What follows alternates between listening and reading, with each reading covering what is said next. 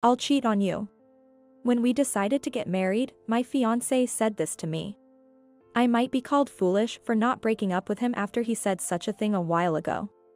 But I really wanted to get married, no matter what.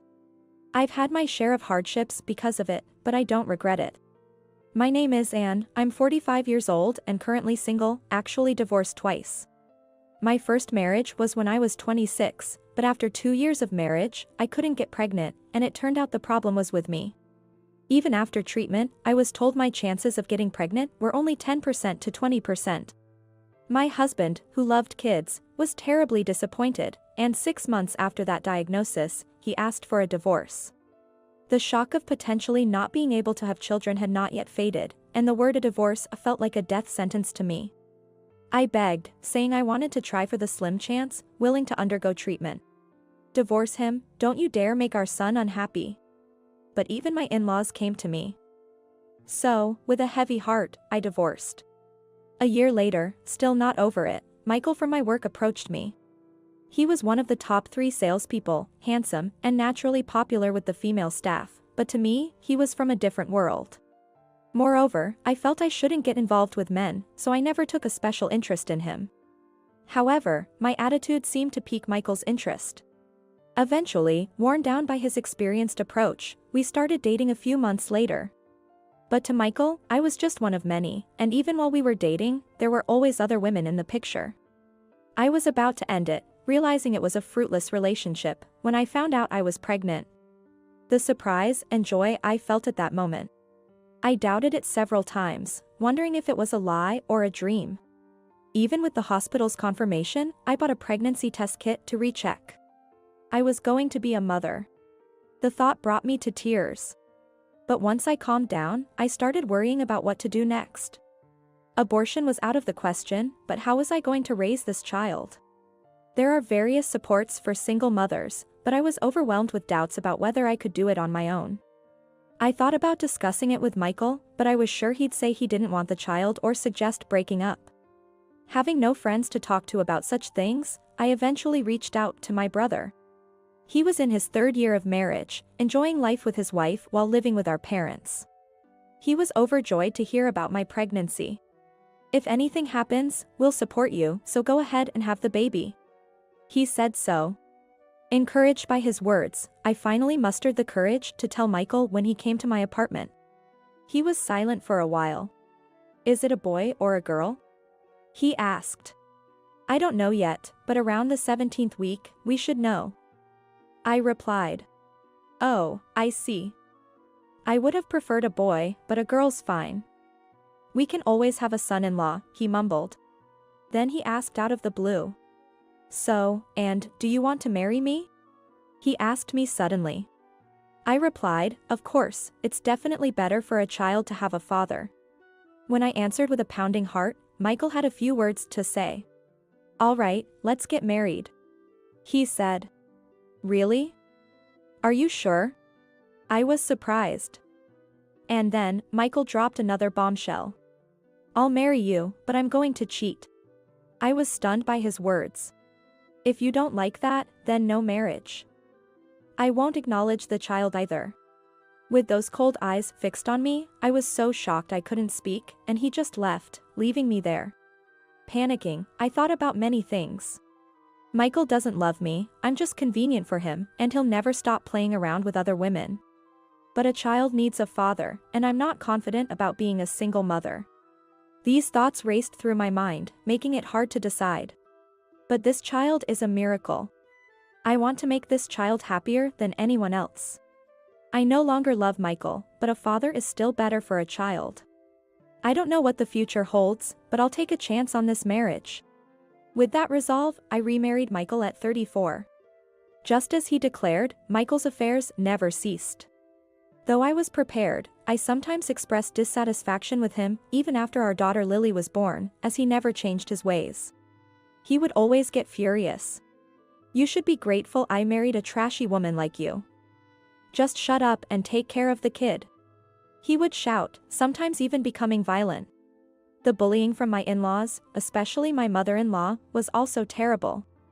Initially, she was happy about the marriage when she learned her son, who was always womanizing and not serious about marriage, was going to have a child. However, it seems she grew to dislike me more and more, as I was neither from a good family nor particularly beautiful. She criticized everything I did, from my poor cooking skills to my lackluster cleaning. And when I gave birth to a girl, the bullying reached its peak. She even came to the maternity hospital and yelled, "Unbelievable. You gave birth to a girl, deceiving us. You can't have more kids, right? Just leave." She yelled. I was stunned and replied, "But Michael said he was fine with a girl." Well, if she had turned out to be a beauty like Michael, we could have married her off to some rich guy. But who would have thought you'd give birth to such an ugly child? I couldn't believe her words and looked at Michael. Then he said unbelievably things. "Yes, she's super ugly and looks nothing like me. You sure you didn't cheat, Anne?" He said this casually. "There's no way. I'm willing to do a DNA test." I shouted. Divorce is always welcome. As for alimony and child support, let's call it even since you gave birth to such an ugly child. Michael said something unbelievable. I married him to make my child Lily happy. Because I thought a child needs a father. These thoughts swirled in my mind. But as I thought in my confused state, I began to doubt if Lily would be happy with such a father and grandparents. I was anxious about raising her alone and clung to Michael, but there are many women out there bravely raising their children as single mothers. Even my brother and his wife said they would help. And you lack courage. I scolded myself and decided to get a divorce. As I researched, I found out that if I took Lily and sued, Michael would be obligated to pay child support. If he didn't pay, his wages could be garnished. When I emailed this to Michael, after talking with his parents, the situation suddenly changed a few hours later. "We won't get a divorce," came the reply from Michael. I thought he was worried about his company finding out, but then his mother called me. "After thinking about it, you're like a free housekeeper for us. It's much more beneficial to keep you than to let you go. We can have the heir to our family from one of Michael's mistresses." She said this, laughing heartily. I don't need to be loyal to such a family. With a firm decision, I started to record the emotional abuse from my husband and his family, bit by bit. Then, just when I had gathered substantial evidence and was thinking of consulting a lawyer, Michael suddenly passed away 3 years into our marriage. When I was informed that he died during an affair, in a truly embarrassing way, his parents went almost insane, but I couldn't help but laugh. "What's so funny? This is all your fault." "Huh? How is it my fault?" "You're a failure, that's why Michael cheated. His cheating was a chronic issue, not my fault. He had affairs with many women even before we got married." "Shut up. It's because you didn't take care of Michael's health that he had a heart attack." "What health care? He barely came home." I was surprisingly strong. "I'll fight to the end to protect myself and my daughter." Perhaps because of such exchanges, I wasn't allowed to attend the wake or the funeral.